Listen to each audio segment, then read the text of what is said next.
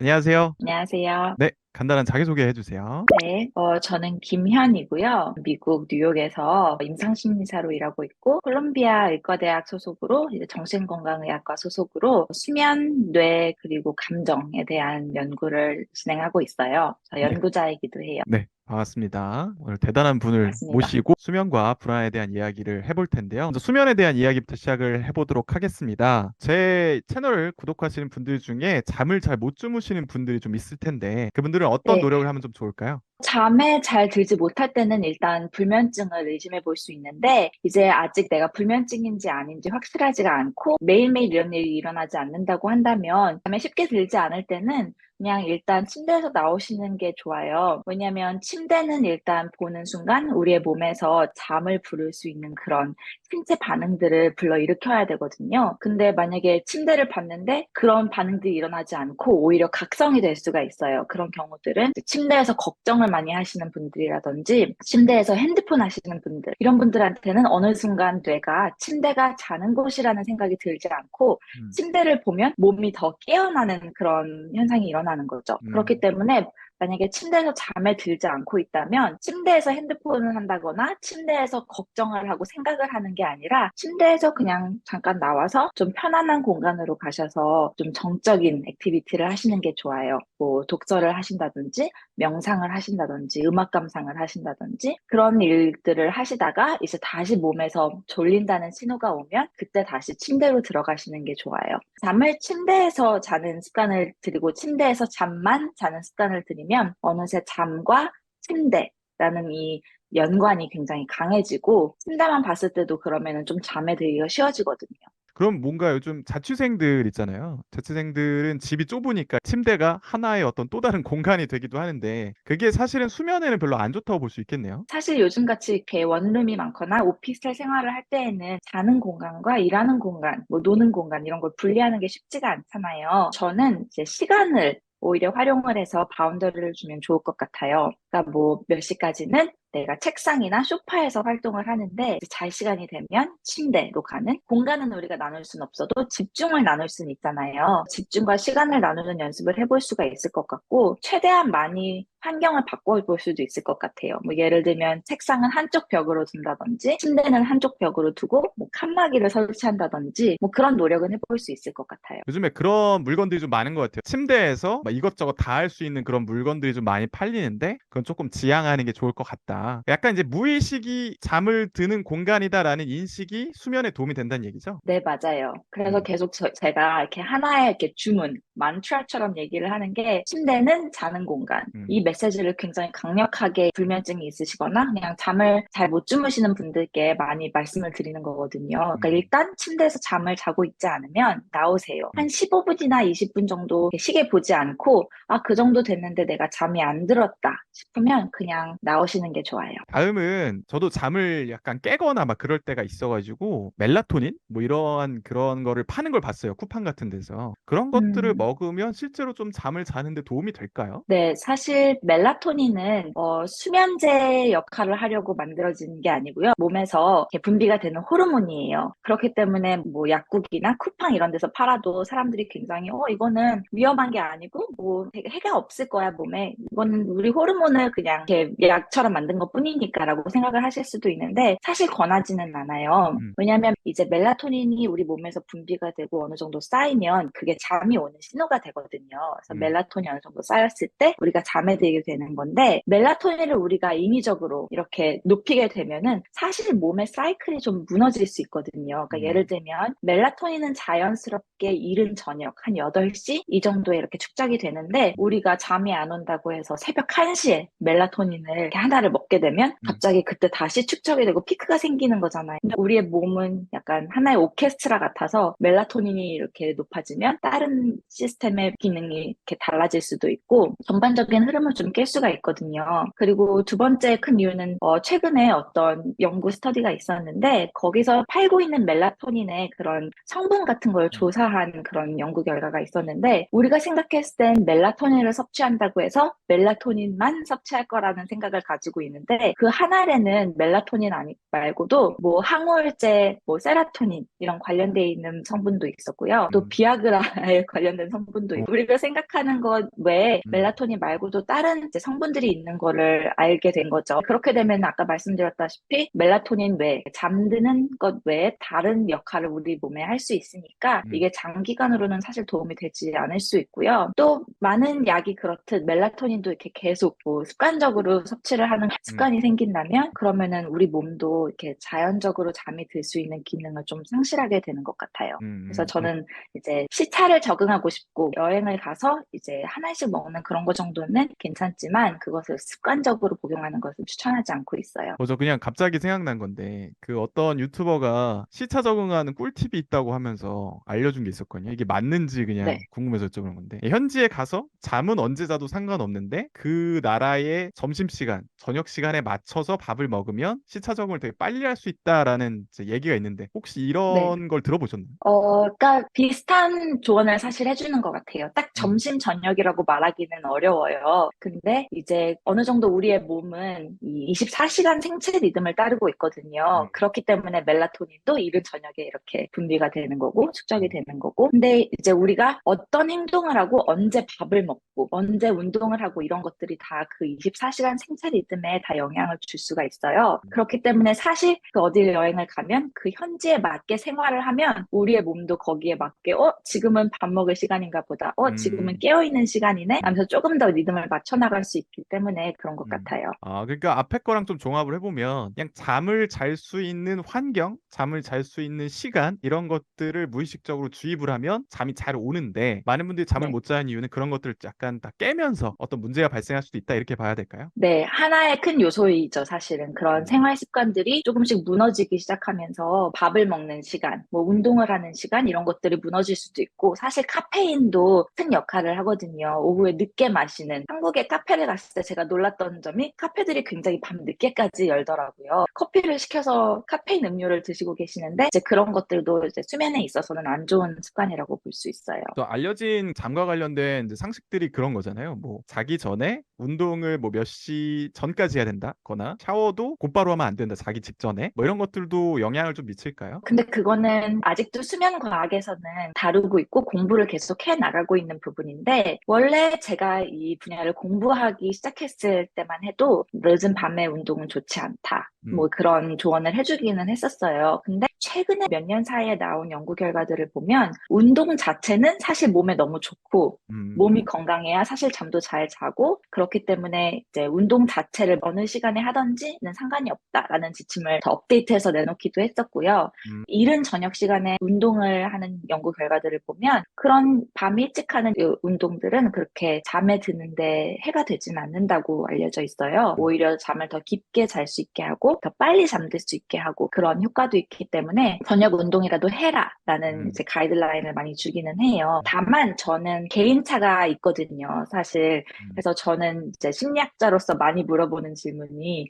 이 음, 행동이 무엇으로 쓰이나요? 만약에 내가 밤늦게 정말로 헤비 리프팅을 하고 음, 아니면 엄청 많이 뛰는 그런 운동을 했는데 잠이 잘 들지 음, 않는다라고 할 때면 좀 그런 몸에서 보내는 신호를 좀 믿으셔야 될 것 같아요. 그래서 음, 나는 밤늦게 운동을 하면 조금 더 거기에 각성이 되는구나. 그럼 음. 거기에 맞춰 나가서 수면 패턴을 정하시는 것도 좀 중요할 것 같아요. 개인의 어떤 몸의 신호를 좀 잘 읽고 이제 네, 적용해 나가면 좋다. 그 네, 네. 연결해서 이제 잠을 그 몇 시간 정도 자는 게 좋을까 이런 이제 얘기들이 많이 있잖아요. 누구는 뭐 7시간, 8시간, 9시간 너무 많이 자면 안 된다. 이것도 좀 개인차의 영향이 좀 있을까요? 물론 개인차가 있긴 한데 이 성인 파퓰레이션, 이 좀 음, 큰 집단들을 대상으로 한 연구 결과들을 보면요. 대부분 나이가 들어감에 따라서 권장하는 수면 시간이 달라요. 근데 그것은 이제 조금 동일하게 적용이 되는데 대신에 꼭 8시간을 자야 된다, 꼭 7시간을 자야 된다. 그런 딱 숫자는 없어요. 대신에 이제 성인들 같은 경우에는 7시간에서 9시간이 이 적정 수면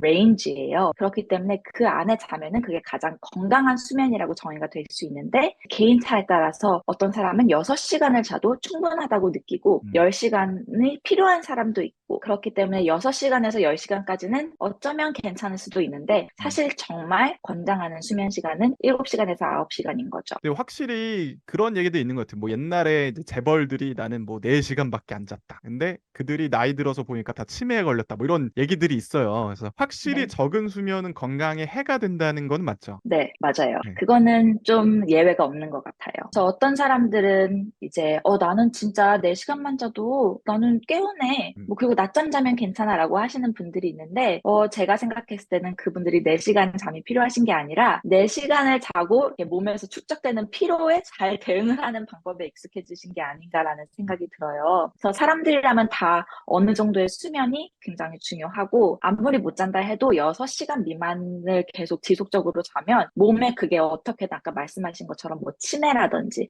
뭐 심장질환, 뇌질환 이런 것들이 다 연관이 되어 있거든요. 심지어 암과 이런 음, 면역 뭐 이런 것들도 그렇기 때문에 아무리 내가 적게 잔다고 생각해도 그게 나중에는 우리가 몸에 수면 빚을 진다고 이야기하거든요. 음, 계속 못 자면 몸에 수면이 빚으로 남아 있어요. 그래서 음. 어떻게든 그게 안 좋게 나올 수도 있기 때문에 꼭 6시간 정도는 못해도 주무시고 하지만 저는 6시간 주무시라고 해서 딱 그렇게 안 주무실 걸 알기 때문에 그래도 7시간, 8시간은 목표를 하시라고 하는 부분이고 유명하신 분들, 성공하신 분들께는 꼭 드리고 싶은 말씀이 네, 어디서 인터뷰 하실 때 적게 자고 성공했다는 말은 안 해주셨으면 좋겠어요. 아주 굉장히 작은 네. 퍼센트의 사람들이 아마 그런 잠을 유전자에 의해서 그렇게 잘 수 있는 것 같은데 대부분은 그렇지가 않아요. 그렇죠. 그래서 잠은 죽어서 자는 거지 뭐 이런 얘기하는 사람들 빨리 죽을 수 있다. 뭐 이런 얘기로 넘어오도록 하겠습니다. 그래서 이제 심각한 불면증에 걸린 분들은 이걸 어떻게 치료할까? 사실 저는 이제 그쪽 부분에는 상식이 좀 없어요. 뭔가 약을 먹어야 되나? 아니면 뭐 어떤 음. 특화된 치료 방법이 있나? 어떻게 좀 치료를 할 수 있을까요? 네, 이제 만약에 정말 잠을 못 자서 그게 일상생활에 지장을 미치고 잠을 못 자는 날이 잘 잘 수 있는 날보다 더 많다라고 하신다면 사실 전문 클리닉을 찾아보셔서 상담을 받으셔야 돼요. 수면도 어쨌든 의학의 일부이기 때문에 전문의 아니면 임상심리사 뭐 이런 식으로 임상의를 전문으로 하시는 분들을 찾아가셔야 되고요.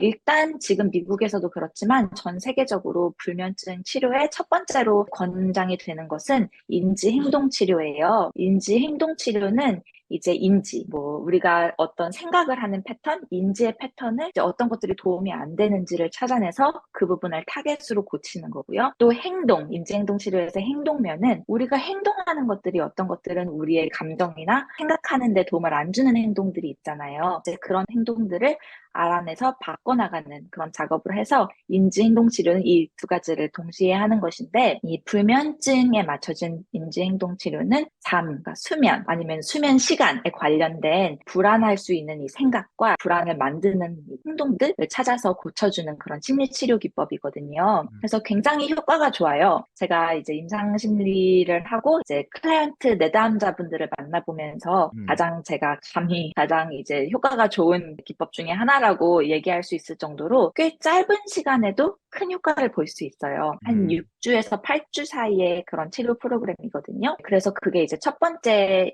트리트먼트로 이제 많이 권장이 되고 있고 약물은 사실 장기간으로 복용하시는 거는 권장을 하지 않아요. 왜냐하면 연구 결과를 봐도 이 인지행동 치료가 약물 치료보다 장기간 더 효과가 좋다라는 결과들도 이미 많이 나와 있는 상태고요. 이 약물은 굉장히 부작용이라고 해야 되나? 그 사이드 에펙트. 아침에 일어나서 좀 더 그 몸이 무겁고 계속 졸린 기운이 남아있는 경우가 많아요. 그래서 기분이 안 좋다고 그런 불면증 약을 드시면 수면제를 드시면 기분이 안 좋다라고 하시는 분들도 많거든요. 근데 또 이게 또 장기간으로 드시게 되면은 이제 몸에 어느 정도의 내성이 생겨서 더 이렇게 도수를 더 높여야 된다든지 아니면 의존을 하게 된다든지 그런 문제들이 생길 수 있기 때문에 일단 심리치료 기법으로 불면증을 해결해 보시려고 한 다음에 그 다음에 이제 상담을 받으셔서 이제 수면제를 복용을 하신다든지 아니면 수면제는 정말 필요할 때 가끔만 복용을 하신다든지 그런 방법이 있을 것 같아요. 일단 병원에 내원을 하셔서 상담을 받아보시고 좀 그런 치료 방법에 대해서 추천을 받아보시는 게 좋을 것 같아요. 그러니까 들어보니까 인지행동 치료가 잘 먹힌다는 건 대부분의 불면증의 가장 큰 원인이 이제 불안이라고 볼 수 있겠네요.